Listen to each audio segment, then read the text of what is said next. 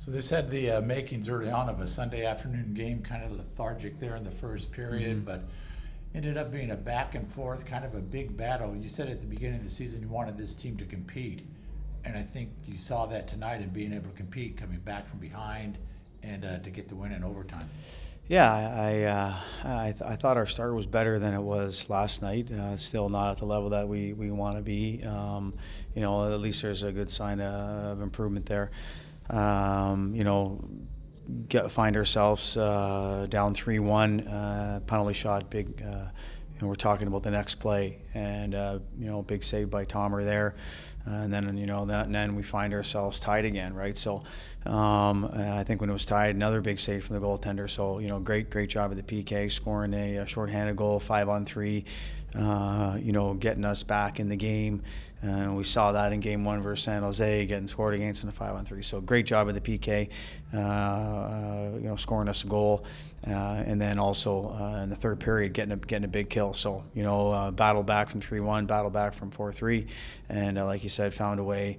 I think for this group, one of the things we'll have to learn is how to score May and June goals, and Cam Dineen taking to the far post, sacrificing his body, and then James Hamlin scoring where he scores from, which is usually 3 or 4 feet away or in the blue paint. So those are May and June goals, and it was good to see that for our young guys to what it takes to push it over the top, and was happy for those guys.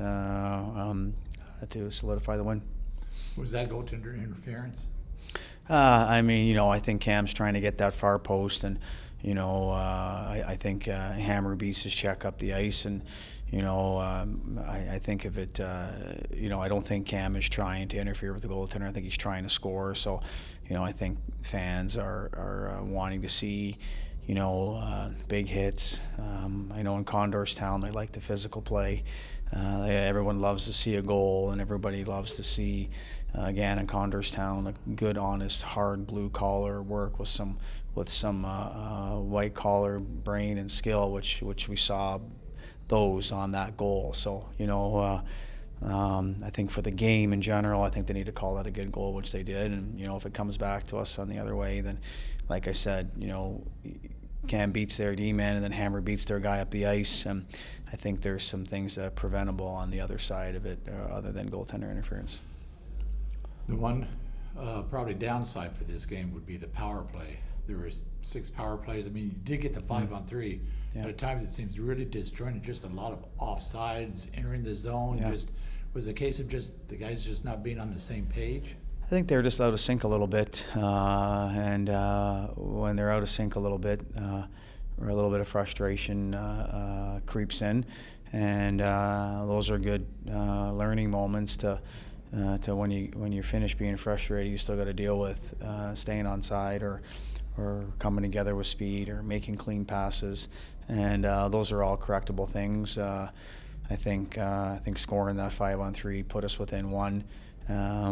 If we're talking about moments in the game, there was an opportunity for us to, in the third period there, to generate some momentum. And one unit, blue unit, probably would have liked to have some of those moments back. I thought the next unit came out orange was really good. And, at the end of the day, we got the 2 points. And I think there's lots of good moments. And for Game 3, lots of also moments that we need to improve on as well. I think us being able to stay in it, from the coaches, from all the players, to just to stay calm, stay positive, stay competitive, and at the end of the day, it was pretty fun to go up and down like that and win in overtime. And at the end of the day, 4 out of 4 points for the first 2 games of the season at home. Can't get better than that. Yeah, you feel good about that, and there's always areas of improvement. At the same time, what we're really focusing on here is the first part of the season is just the things we're doing well, what we're good at, and making sure we continue that. And I thought our track and gap from our D and our forwards were really, really good for parts of the game, that allowed us to stay on the offense. And I think that's something that we'll keep celebrating. And then there's lots of other areas to grow as well, and one being power play entries, and usually we're really good at that. And today was a little bit off, and we'll make sure that we talk about that and get a little bit better on our next opportunity.